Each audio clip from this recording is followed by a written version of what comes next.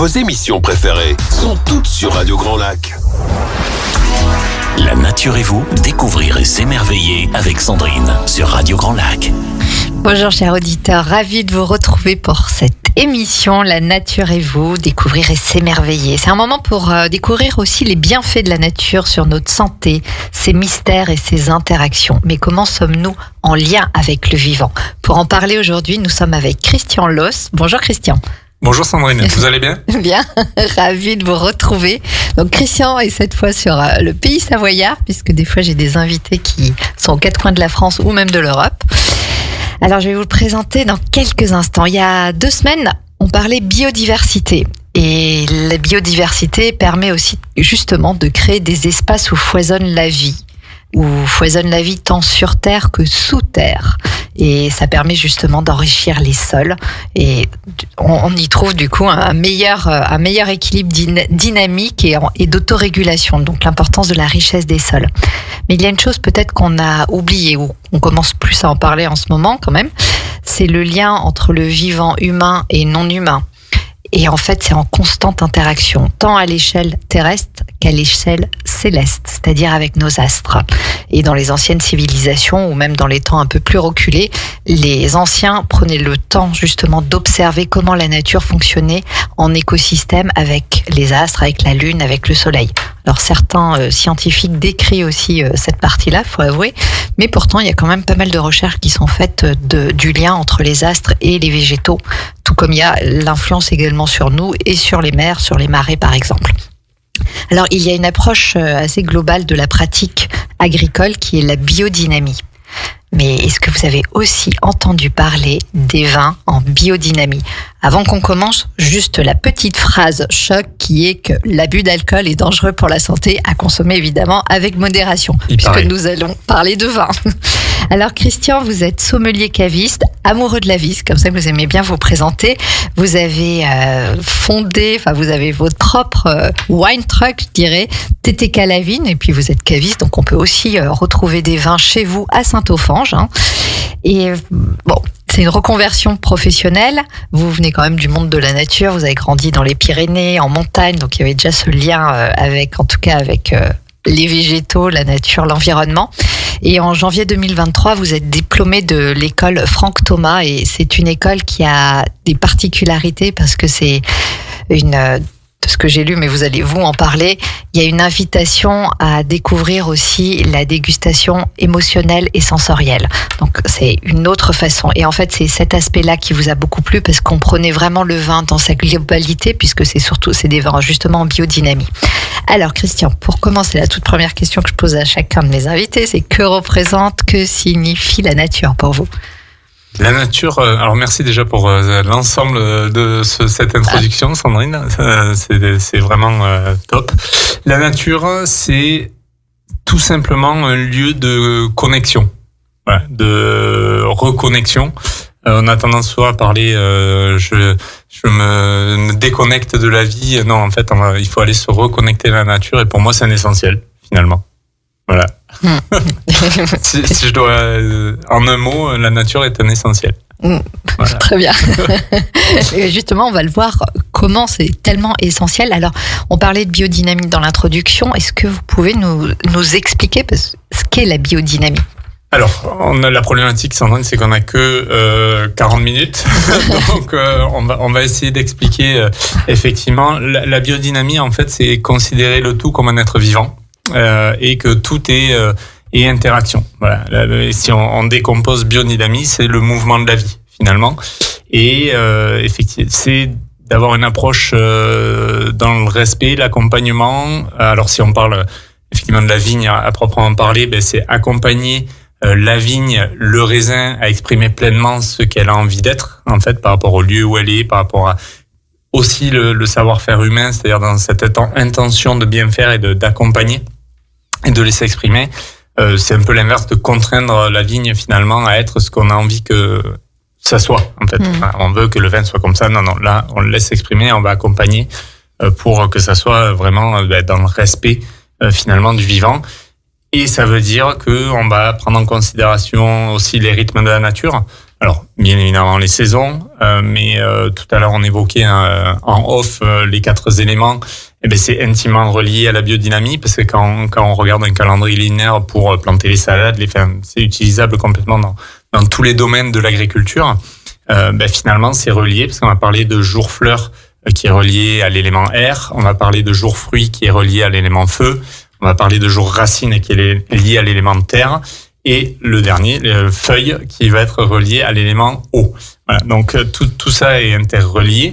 Bien évidemment relié à la lune, vous l'avez évoqué, ça fait bouger les marées, les océans. Un végétal, c'est quand même beaucoup d'eau, hein, donc voilà. Et puis nous, suivant l'âge, c'est entre 60 et 90% d'eau. Donc, alors je vous laisse deviner à quel âge on a 60% et quel âge on a 90%. Donc tout ça influe en fait, tout ça influe et c'est revenir en fait sur des fondamentaux, un peu ce bon sens paysan finalement qui a toujours existé depuis la nuit des temps dans l'observation de ce qui nous entourait, et qui, avec le rythme de vie moderne, on s'est un peu coupé de tout ça. Donc c'est revenir à l'écoute de soi-même. Et effectivement, j'ai eu la chance, moi, de l'appliquer dans ce domaine infini qui est le vin. Au travers, et vous l'avez évoqué, alors je vais juste corriger, au sein de l'école on apprend la dégustation intuitive, et effectivement après c'est une approche que j'ai un peu plus généralisée, de proposer des ateliers de dégustation émotionnelle et sensorielle, mais cette approche intuitive finalement c'est percevoir et comprendre la vie dans le vin, le vivant dans le vin, et ça c'est juste... Mais alors, je reviens juste un tout petit peu sur l'aspect biodynamique. Comment ça fonctionne? Je sais pas, j'ai regardé différentes émissions aussi, bien sûr, et puis en observant la nature, on voit bien comment ça peut fonctionner. Mais typiquement, il y a une façon justement d'agréger tous les éléments du vivant, en fait, ensemble, enfin, les végétaux. J'ai vu que pour le vin, il y avait l'importance aussi des bousses de vache en fonction durant l'hiver, etc. Enfin, comment on rend ce sol de vigne vivant et non pas comme dans certaines vignes où c'est très monoculture, en fait? Alors, en fait, l'idée de la biodynamie, l'application de la biodynamie dans l'agriculture, c'est vraiment d'envoyer des informations, de jouer avec les énergies de la vie. C'est-à-dire, vous me parliez de la bouse de vache. Effectivement, il y a ce qu'on appelle la 500, c'est une préparation que les agriculteurs font durant l'hiver. Ils prennent une corne de vache, on met de la bouse dedans et qu'on va enterrer durant tout l'hiver. Pourquoi? En fait, ça va permettre de stimuler en fait la vie microbienne, micro-organique du sol dans cette corne de vache, en fait, pour vraiment apporter cette information de vie finalement.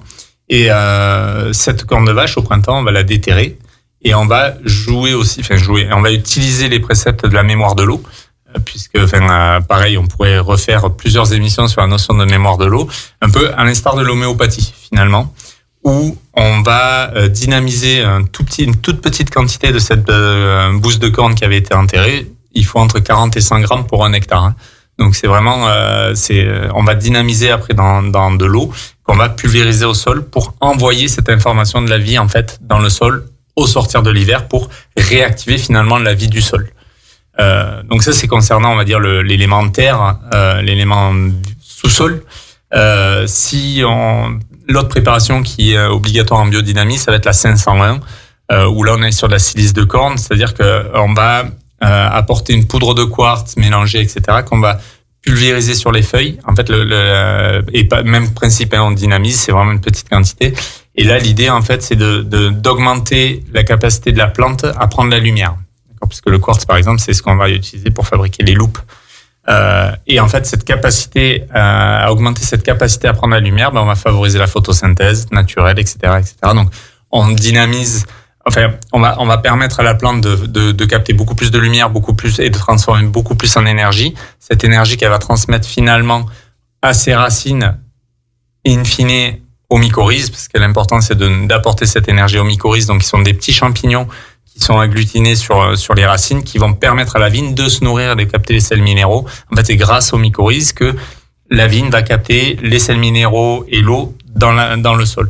Donc c'est cette fabuleuse symbiose de la vie qui fait que voilà, on va dynamiser tout ça pour que la vigne soit le plus en forme possible. Alors à nouveau là, on parle de vigne, mais tout élément végétal. pour être en capacité d'être en santé finalement. En fait, si on fait le parallèle à l'humain, si on a un tantinet, j'allais dire éveillé, mais sans, on veut faire attention à sa santé pour éviter de tomber dans le trop médicament, etc. C'est pareil avec la vigne ou avec le végétal, avec le vivant du règne végétal. C'est qu'on va faire en sorte de la tenir en santé et en bonne santé pour ne pas avoir à apporter du médicament.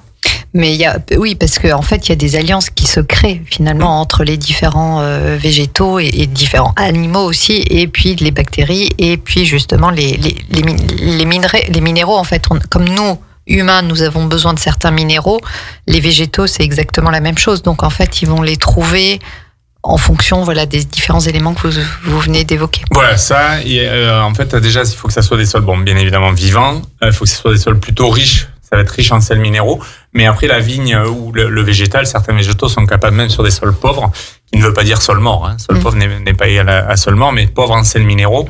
C'est là où on va faire des différenciations aussi, notamment derrière sur le goût du vin en biodynamie, où on va vraiment pouvoir ressentir un peu l'environnement global dans le vin, de là où elle grandit, de l'intention du vigneron, etc., etc.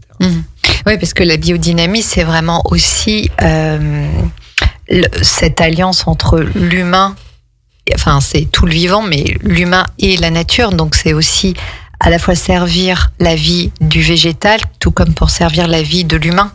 Mais complètement. En fait, l'exemple que je donne soit en formation aux apprenants, parce que du coup, j'interviens aussi au sein de cette école Franck Thomas.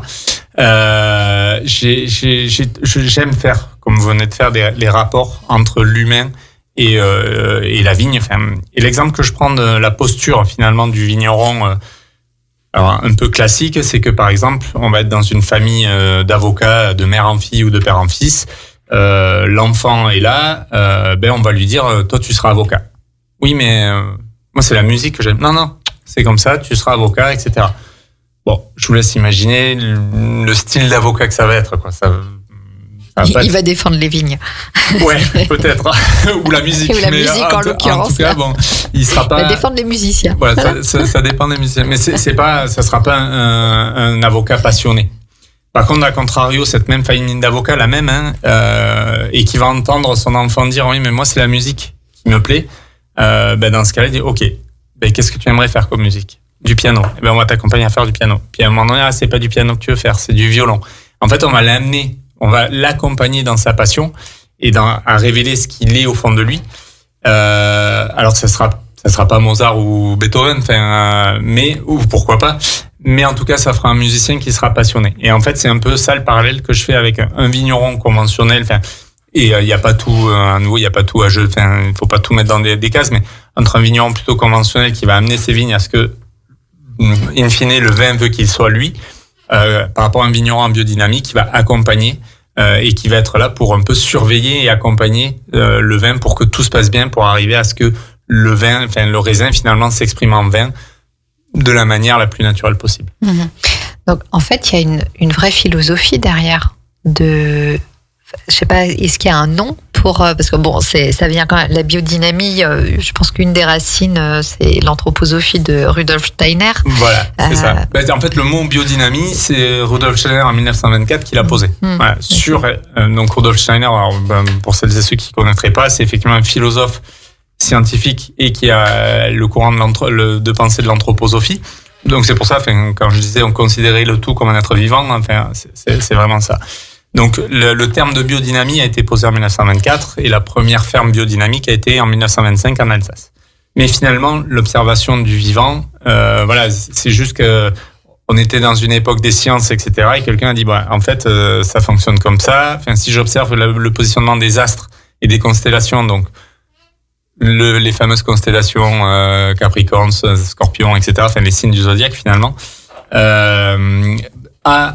vont avoir un impact en fonction de comment c'est positionné sur certaines parties de la plante. Donc lui, il a fait juste des constatations comme ça, il a posé les préceptes de la vie comme ça. Et en fait, c'est quelques années après, où finalement une agricultrice et scientifique allemande, Maria Thun, qui a développé vraiment, qui a effectué beaucoup plus de travaux sur la biodynamie en permettant à des élèves, en faisant des carrés de 1 mètre sur 1 mètre, vraiment complètement posés au hasard. Mais par contre, dans l'observation reliée aux constellations et comment pousser la plante, etc., qui a permis vraiment de fonder les préceptes et d'appuyer sur la base de Rudolf Steiner, d'appuyer les préceptes de la biodynamie.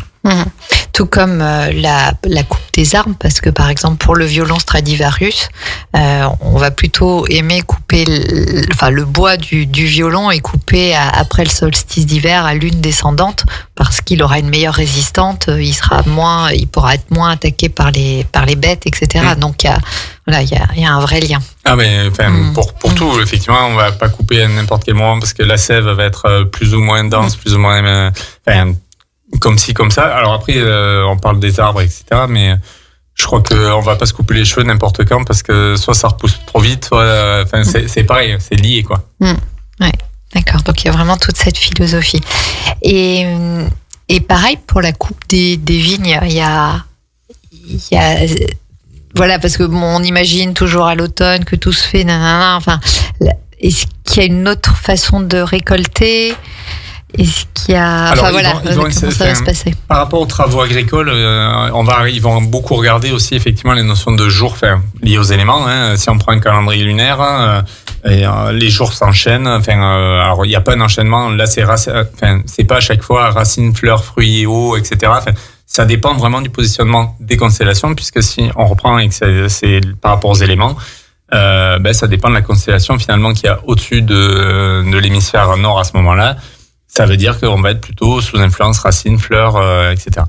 Donc, si on veut travailler... Mais pardon, quel est l'impact du coup sur le vin? Alors voilà, c'est pour ça que c'est dans l'idéal, ils vont le regarder.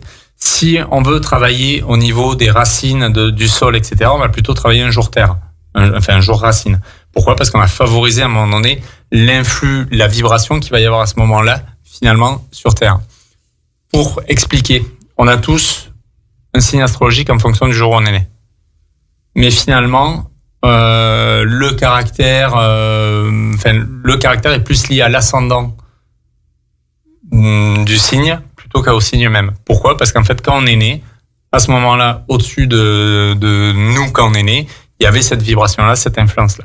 Mais c'est pareil, c'est une espèce d'énergie en fait de vie qui est liée. Enfin, faut considérer que nous, êtres humains, on est un élément du système, d'accord? Alors, et comme je fais avec comme je blague un petit peu, je dis, il y en a quelques humains qui pensent qu'ils sont le système, d'accord? Ils sont, voilà, je vous laisserai deviner lesquels. Mais sinon, on est juste une infime partie du système. Et ce système est beaucoup plus vaste que juste ce qu'on voit au-dessus de nous. Et tout ça influe en fait et influe sur le travail du sol, le travail des... Pour vous répondre, si on doit tailler pour renforcer le système foliaire, on va essayer au mieux de travailler un jour feuille. Voilà. D'accord. Ouais. Si on veut travailler sur la notion des fruits, tailler pour avoir un peu plus de fruits, etc., on va faire un jour fruit. Donc voilà, on va regarder, en tout cas les viticulteurs, les vignerons et les vignerons vont essayer de regarder au maximum le calendrier lunaire. Maintenant, ils ont des contraintes aussi, ils font au mieux pour être là-dessus, après ils font en fonction des contraintes. Très bien. Eh bien, on va se retrouver, merci, c'est passionnant Christian, on va se retrouver après une pause, restez avec nous, à tout de suite. Nous, c'est aussi la radio de l'identité locale. Radio Grand Lac. La nature et vous, découvrir et s'émerveiller avec Sandrine sur Radio Grand Lac. Voilà, on se retrouve, nous sommes en direct en studio avec Christian Loos qui est sommelier caviste. Voilà, c'est peut-être la suite en fait, finalement. Non, j'ai trop de respect pour ce métier-là. Qui a son wine truck et aussi là où vous pouvez acheter du vin chez lui à Saint-Ophange, TTK La Vigne. Et donc, nous étions en train de parler de vin c'est TTK La Vigne et la vie. Et la vie, pardon. Voilà, c'est pour Time to Kiff, la vigne et la vie. Donc d'accord. C'est tout un programme. C'est tout un programme. Et nous parlions donc de vin parce que la particularité, c'est des vins en biodynamie, sans oublier que l'abus d'alcool est dangereux pour la santé et qu'évidemment, c'est à consommer avec modération. Donc, la biodynamie, c'est aussi tout un lien entre le vivant, même l'humain, le végétal et l'animal. Et quand on parle de vin, on peut aussi penser aux différents dieux. Alors, il y a Bacchus, le dieu romain, et Dionysos, qui était le dieu grec. Tout ça, finalement, ce sont les mêmes dieux avec, suivant les cultures. Est-ce que vous en parlez justement dans les formations que vous donnez au sein de l'école Franck Thomas ? En tout cas, on aime à rappeler que finalement, le vin est une boisson spirituelle, que de tout temps et dans toutes les religions. Spiritus, le vin quand même, hein, on le dit bien que c'est un spiritus, un spiritueux. Et puis il y a la notion de spiritueux, effectivement, là-dedans. Que c'est une boisson divine, effectivement. Donc, vous avez évoqué Dionysos, donc qui est le premier à honorer le vin, qui célèbre le vin. Et la fertilité et la joie et l'allégresse, accessoirement. Donc c'est aussi intimement lié à la vie. Donc ça c'est chouette. On aime à rappeler aussi que finalement le vin et ça c'était si je ne m'abuse, c'était Platon qui l'avait évoqué, que finalement le vin est la traduction de la lumière au travers du sol. C'était vraiment cette traduction de la lumière au travers de la plante et du sol dans la matière, en fait. Voilà. Et que si on continue aussi alors Mahomet consommait du vin. Enfin, il faut mais à un moment donné, dans les écrits, il semblerait dire comme ça peut dériver à tout ce qu'on a vu, le dieu Dionysos, la fête, l'ivresse, etc., ont interdit, mais voilà, toutes les religions ont vraiment été proches de ça. Et puis, on aime à rappeler aussi que dans les premiers miracles de Jésus, à Cana, il a transformé de l'eau en vin. Donc avec cette notion, et derrière qui perdure un peu avec la notion de mémoire de l'eau, quoi. Finalement, qu'est-ce qu'on envoie comme information pour dire soit du vin. Mais alors justement, pour être du vin, donc là on a parlé en première partie justement de toute la culture de la vigne, et comment se passe la vinification pour les vins en biodynamie ? Alors après, à nouveau, on force pas la nature. Ça c'est un des avantages en biodynamie, c'est-à-dire qu'on va rien ajouter pour inciter, pour lancer par exemple la fermentation. Puisque la définition du vin, c'est une transformation des mous de raisin en alcool au travers d'une fermentation alcoolique. Alors pourquoi ? Parce que déjà, en fait, les levures présentes dans l'univers de la vigne, du raisin, etc., sont celles qui transforment le mieux finalement du jus en alcool. C'est pour ça que le vin existe et que ça a été la première boisson finalement avec alcool, et toujours avec modération, qui a existé. Et donc, on fait déjà la fermentation, on laisse faire avec les levures qu'on dit indigènes, c'est-à-dire qui sont présentes dans la vigne. Pourquoi on a ces levures indigènes ? Parce que finalement, on n'a pas utilisé de produits ancides au niveau de la vigne, c'est-à-dire ni pesticides, ni herbicides, ni fongicides, ce qui fait qu'on a du vivant dans le vin et que la fermentation peut se lancer naturellement. Donc ça c'est une des premières choses. Donc on suit un peu la fermentation quand même pour s'assurer que les choses se passent bien, qu'il n'y ait pas de petites choses, d'écart qui puissent se passer. Mais finalement, comme quand on élève un enfant, on lui laisse libre arbitre, etc. Mais des fois, quand on voit que ça déconne, on essaie de le remettre dans le droit chemin. C'est l'idée en fait. En tout cas, pas dans le droit chemin, en tout cas dans son chemin un peu plus droit. Et puis après, on va essayer de faire les choses le plus naturellement possible. On va éviter, par exemple, d'utiliser des contenants d'élevage qui vont être trop marquants. C'est-à-dire, par exemple, quand on va utiliser des fûts, ou des barriques, en chêne, on va essayer d'utiliser, en chêne ou d'autres bois, parce qu'on peut utiliser d'autres bois, mais on va essayer d'utiliser des barriques qui ont déjà eu plusieurs vins, de telle sorte à ce que le bois ne marque pas, qu'on puisse toujours utiliser les bénéfices de la barrique, c'est du contenant qui va nous permettre de micro-oxygéner, etc., mais on va plutôt utiliser ce genre de contenant. Il y a quelque chose avec la biodynamie ou les vins en nature qui est beaucoup aussi, c'est un nouveau vieux contenant d'élevage qui sont les amphores. Finalement, on en revient aussi à tout ce qu'on voit dans les fresques antiques, etc., l'amphore. Pour plusieurs raisons, parce qu'effectivement ça n'a pas marqué en termes de goût, c'est plutôt neutre. Ça reste, quand on parle d'amphore en terre cuite, etc., ça reste plutôt microporeux, donc on va favoriser toujours l'échange avec l'oxygène. Et en plus de ça, si vous visualisez bien la forme de l'amphore, cette forme un peu ovoïde, entre guillemets, si je schématise, eh ben, en fait, naturellement, le vin va avoir un mouvement, en fait, dans l'amphore, qui fait que va se nourrir de ses lies, va prendre toute l'énergie de ces levures présentes qui se transforment en lies, etc., pour donner beaucoup plus de complexité, beaucoup plus d'énergie dans le vin, finalement. Donc, on va utiliser ce genre de choses.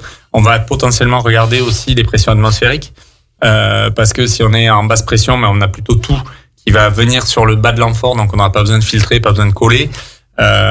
L'idée, c'est vraiment de brusquer le moins possible, finalement, les vins durant cet élevage, voilà, qui peut durer soit 6 mois, soit après, bon, ça, les durées, libre à chacun, en fonction de comment aussi il ressent. On libère pas toujours les mêmes amphores au même moment, quoi. Donc c'est un peu pareil.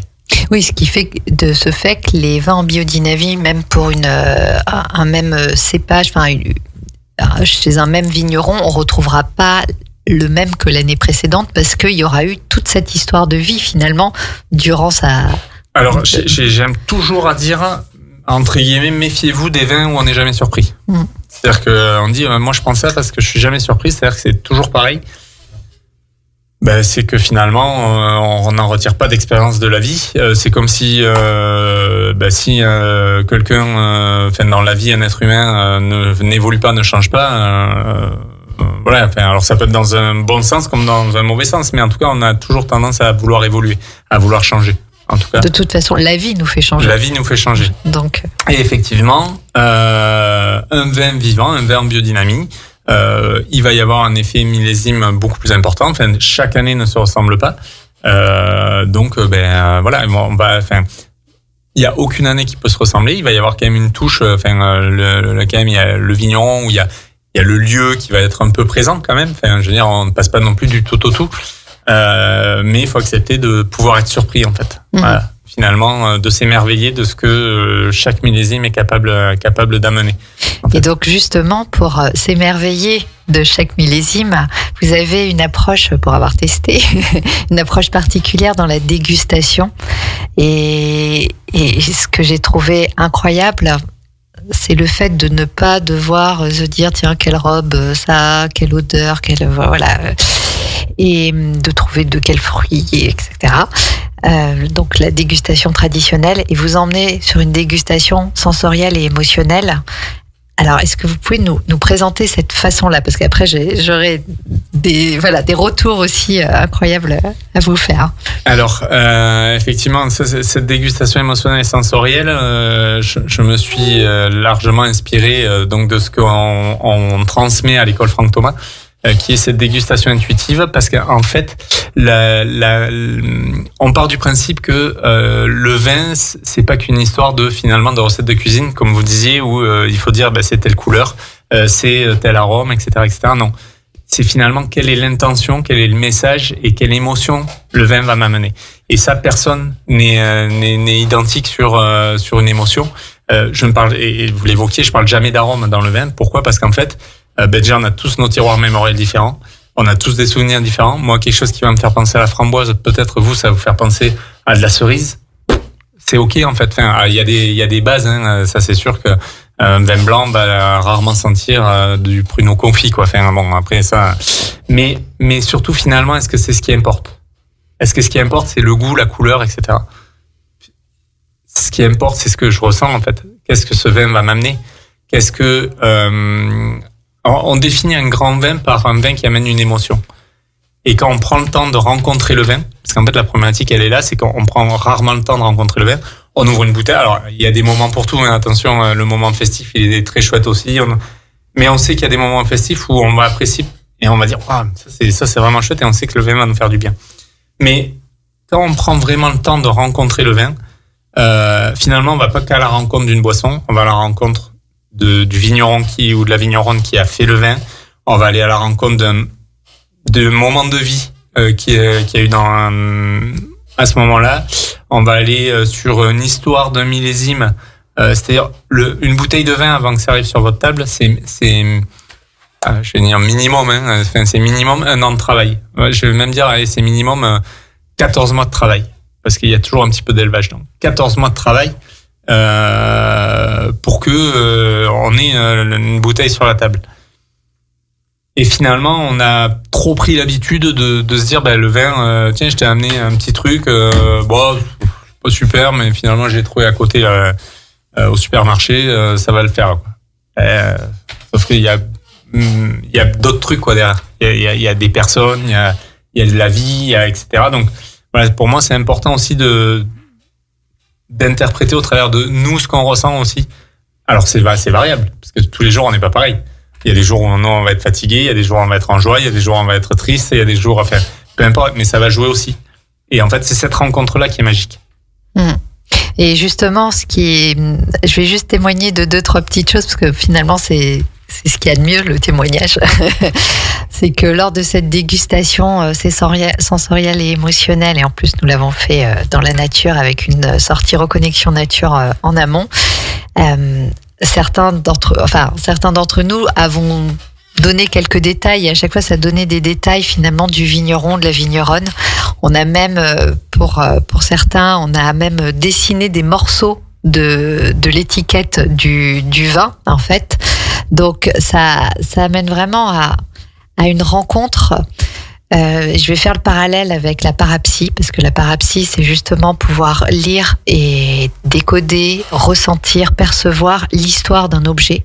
Et en fait, c'est à ça que ça nous emmène, finalement. Et c'est vrai que découvrir le vin de cette façon-là, et sans se mettre martel en tête, à se demander, tiens, quelle robe est-ce, quel arôme, et autres, il y a quelque chose qui s'inscrit plus profondément. Voilà, ça c'est mon témoignage. Voilà. Mais je sais pas, par rapport aux différentes dégustations que vous avez pu faire, qu'est-ce qui a pu se passer, par exemple? Moi, ce qui est surprenant, c'est que en fait, on a trop nombreux de témoignages qui sont j'aime le vin, mais j'y connais rien. Et en fait, ça veut rien dire, cette phrase, parce que on se connaît un peu.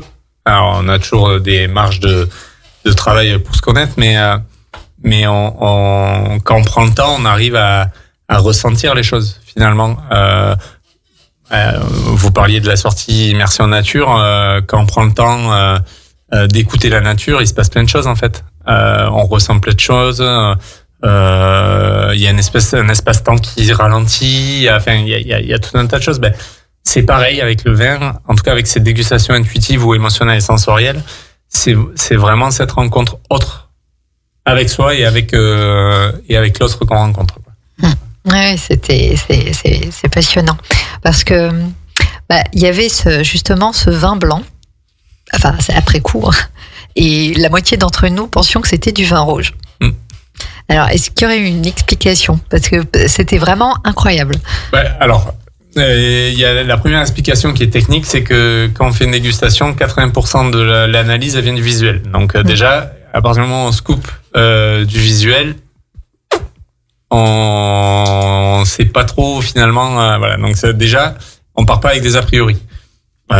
Ensuite, la particularité de ce vin, en plus que je proposais, c'est que c'était un blanc de noir. C'est-à-dire que en plus, c'était issu de cépages rouges où on a tiré un jus blanc. Donc, finalement, en plus, c'était absolument pas déconnant de se dire, c'est un vin rouge, quoi. Dans ce que, au départ, potentiellement, le vin de ces raisins-là pouvait donner, c'était un vin rouge. Mais finalement, voilà, on en fait des choses autres et surprenantes et fabuleuses, quoi. Ouais, mais c'est ça. Et j'ai trouvé ça vraiment fort intéressant. Alors, on arrive sur la fin de cette émission, mais il y aurait encore tellement de choses à dire. Christian, quelles sont vos actualités du moment? Alors, mes actualités du moment, elles sont plutôt nombreuses. Si on fait court, on peut découvrir une sélection de vins à Grésy tout à l'heure. Ils inaugurent leur pump track, donc voilà, je serai présent. Marché de Cuisy aussi et de Vallières, donc marché de Vallières demain soir et marché de Cuisy samedi matin.